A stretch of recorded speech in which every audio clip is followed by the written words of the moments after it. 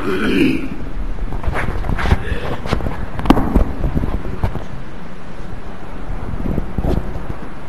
اللہ الرحمن الرحیم الحمد للہ رب العالمین والصلاة والسلام علی سید المرسلین صلی اللہ تعالی علیہ وعلی آلہ واصحابہ اجمعین. اعوذ باللہ من الشیطان الرجیم. بسم اللہ الرحمن الرحیم. تلک الدار الآخرة نجعلها للذین لا یریدون علوا فی الارض ولا فسادا والعاقبۃ للمتقین.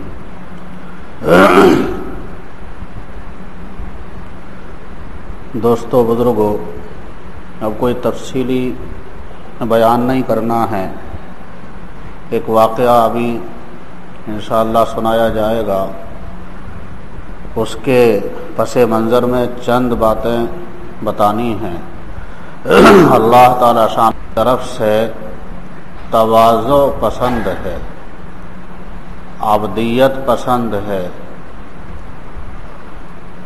عجب پسند نہیں ہے، بڑائی پسند نہیں ہے.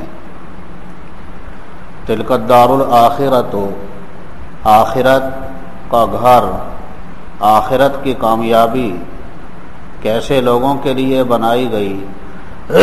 نجعلها للذین لا یریدون علوا فی الارض ولا فسادا. آخرت کی کامیابی ہم نے ایسے لوگوں کے لیے بنائی ہے جو دنیا میں نہ اپنے لیے بڑائی طلب کرتے ہیں، چاہتے ہیں، اور نہ ہی فساد کرتے ہیں. ان کے مزاج میں فساد بھی نہیں، فساد سے، فتنوں سے بچتے ہیں، اپنے لیے بڑائی بھی طلب نہیں کرتے. ان کے اندر تواضع ہے، عبدیت ہے. ایسے لوگوں کے لیے اللہ نے آخرت کی کامیابی بنائی ہے. ہمارے اکابر، اللہ نے ان کو بہت کمالات سے نوازا تھا، اس کے باوجود اپنے آپ کو کچھ نہیں سمجھتے تھے، بے حقیقت سمجھتے تھے، ہیچ سمجھتے تھے. حضرت اقدس تھانوی رحمۃ اللہ علیہ فرماتے تھے، آپ کے ملفوظات میں، سوانح میں، آپ کی مجلسیں جن لوگوں نے تحریر کی ہیں اس میں کئی جگہ ہے. حضرت فرمایا کرتے تھے کہ میں اپنے آپ کو ہر مسلمان سے کمتر سمجھتا ہوں فی الحال، اور غیر مسلم سے بھی کمتر سمجھتا ہوں فی المآل، آئندہ کے اعتبار سے. میں اپنے آپ کو ہر مسلمان سے کمتر سمجھتا ہوں فی الحال. فی الحال کا مطلب یہ ہے کہ ہر مسلمان کو اپنے سے افضل اور بہتر سمجھتا ہوں. کیا مطلب اس کا؟ حالانکہ اللہ نے بہت کمالات سے نوازا تھا، بہت اوصاف اللہ نے عطا فرمائے تھے. حضرت تھانوی رحمۃ اللہ علیہ خود وضاحت فرماتے تھے. کسی نے سوال کیا، اب تفصیل میں نہیں جانا، کسی نے سوال کیا کہ جی آدمی اپنے آپ کو کمتر کیسے سمجھے؟ ایک شخص حافظ ہے، ایک عالم ہے، اور سامنے جو شخص ہے وہ نہ حافظ ہے نہ عالم ہے. ایک شخص پکا نمازی ہے، جو سامنے دوسرا شخص ہے وہ نماز سے اس کا دور کا بھی واسطہ نہیں ہے. تو یہ اس سامنے والے شخص کو اپنے سے افضل کیسے سمجھے، اپنے آپ کو اس سے کمتر کیسے سمجھے؟ یہ کیسے اعتقاد رکھے کہ میں عالم نہیں ہوں، میں حافظ نہیں ہوں، میں نمازی نہیں ہوں وغیرہ؟ یہ تو حقیقت کا انکار ہوگا. یہ سوال کیا گیا حضرت تھانوی رحمۃ اللہ علیہ سے. فرمایا کہ نہیں، اپنے اوصاف کی نفی کرنے کی ضرورت نہیں ہے. مسئلہ مدار تو قبولیت کے اوپر ہے. یہ اوصاف اللہ نے عطا فرما رکھے ہیں، لیکن ہماری یہ حالت، ہمارے یہ اوصاف، ہمارا یہ کمال عند اللہ مقبول ہے یا نہیں، یہ تو نہیں معلوم. قبولیت کا پتہ تو اللہ کے یہاں جا کر چلے گا. ابھی تو نہیں پتا کہ قبول ہیں یا نہیں۔ ایسا ممکن ہے کہ کوئی شخص بڑا گنہگار ہے، اس کی اکثر زندگی گناہوں کے اندر گزر رہی ہے، لیکن اللہ کو اس کی کوئی معمولی نیکی پسند آ جائے اور اس معمولی نیکی کی وجہ سے اللہ کے یہاں اس کی مغفرت ہو جائے۔ صحیح حدیث میں واقعہ آیا، ایک فاحشہ عورت زانیہ بدکار تھی، جا رہی تھی، ایک کنویں کے قریب کتے کا بچہ پڑا ہوا سسک رہا ہے پیاس کی وجہ سے، مرنے کے قریب ہے۔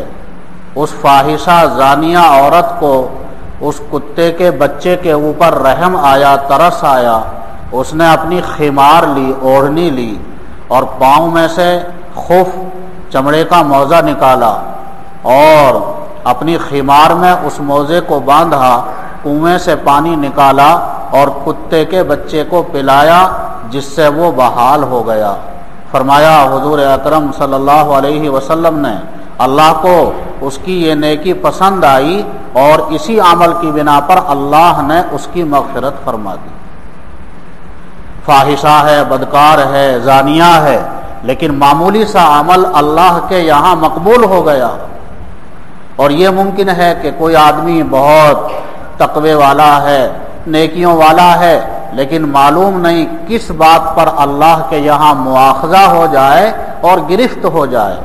تو فرمایا کہ اپنے اوصاف اور اپنے حالات کی نفی کرنے کی ضرورت نہیں، اعتقاد یہ رکھنا ہے کہ یہ تو ہمیں نہیں معلوم کہ ہمارے یہ اوصاف، ہمارا یہ علم، ہمارا یہ عمل، ہماری یہ نماز، ہمارا یہ ذکر اللہ کے یہاں قبول ہے یا نہیں ہے، قبولیت کا تو پتہ نہیں ہے۔ اس لیے فرماتے تھے کہ میں اپنے آپ کو ہر مسلمان سے کمتر سمجھتا ہوں۔ یہ ہمارے اکابر کی ایک خصوصی شان، امتیازی شان رہی۔ حضرت مدنی رحمۃ اللہ علیہ کے دسترخوان پر عام طور پہ ایک ہی سالن ہوا کرتا تھا۔ ایک مرتبہ ایسا ہوا، حضرت کے دسترخوان پر 2 سالن آ گئے۔ حضرت گنگوہی رحمۃ اللہ علیہ کے ایک متعلق بڑے تھے، وہ انہوں نے حضرت مدنی کو ٹوکا اور یہ کہا کہ کیا حضور صلی اللہ علیہ وسلم کے دسترخوان پر 2 سالن ہوا کرتے تھے، آپ کے دسترخوان پر اب 2 سالن ہونے لگے ہیں، کیا یہ سنت کا اتباع ہے؟ حضرت مدنی رحمۃ اللہ علیہ نے فرمایا، جواب دیا، فرمایا کہ بھائی میں تو پیٹ کا گدھا ہوں، ہم سے سنت کا اتباع کہاں ہوتا ہے؟ حالانکہ بعض روایات سے 2 سالن ثابت ہیں، لیکن آقا صلی اللہ علیہ وسلم کے دسترخوان پر عموماً 2 سالن نہیں ہوتے تھے، اس کے اعتبار سے فرمایا۔ تو وہ جواب نہیں دیا، تعویل کا راستہ اختیار نہیں کیا، توجیہ نہیں فرمائی، بلکہ یہ فرمایا کہ بھائی ہم سے اتباع سنت کہاں ہوتا ہے، ہم تو پیٹ کے گدھے ہیں۔ یہ ہمارے ان حضرات کو اللہ نے عبدیت کا اونچا مقام عطا فرمایا تھا۔ ہمارے حضرت مفتی محمود حسن گنگوہی رحمۃ اللہ علیہ ایک مرتبہ گاڑی میں جانے لگے، سہارنپور غالباً جا رہے تھے۔ اس وقت میں عام طور پر سفر حضرت کا بس سے ہوا کرتا تھا، لیکن اخیر میں اللہ تعالیٰ شانہ نے آسانی فرمائی، کبھی کبھی گاڑی کا انتظام ہو جاتا۔ حضرت مولانا ابراہیم صاحب زیدہ مزدہم عموماً گاڑی خود چلایا کرتے تھے۔ حضرت مولانا ابراہیم صاحب زیدہ مزدہم حضرت کو لے کر چلے، گاڑی چلی ہی تھی، اتنے میں ٹائر پنچر ہو گیا۔ حضرت مولانا نے فرمایا کہ حضرت ٹائر پنچر ہو گیا۔ حضرت نے پوچھا، حضرت ڈرائیور کے برابر سیٹ پر بیٹھے ہوئے تھے، حضرت نے پوچھا حضرت مولانا سے کہ کون سے پہیے میں پنچر ہوا ہے، جس طرف میں بیٹھا ہوں اس میں ہوا ہے کیا؟ تو حضرت مولانا نے کہا کہ جی حضرت اسی میں ہوا ہے۔ تو ایک آہ بھری حضرت مفتی صاحب رحمۃ اللہ علیہ نے اور فرمایا کہ ہاں بھائی میری ہی نحوست ہے۔ اللہ تعالیٰ شانہ ان کی یہ صفات اس کا کچھ حصہ اللہ ہمیں بھی عطا فرمائے اور اللہ ہمارے حال پر رحم فرمائے۔ ہمارا حال تو یہ ہے 4 دن اگر تہجد پڑھ لی تو اپنی برکتوں کو تلاش کرتے ہیں، میری وجہ سے کیا کیا برکت ہوئی، کیا کیا دعائیں قبول ہوئیں۔ نہیں، اللہ کو عبدیت پسند ہے، اللہ کو تواضع پسند ہے، اللہ سے توفیق مانگو۔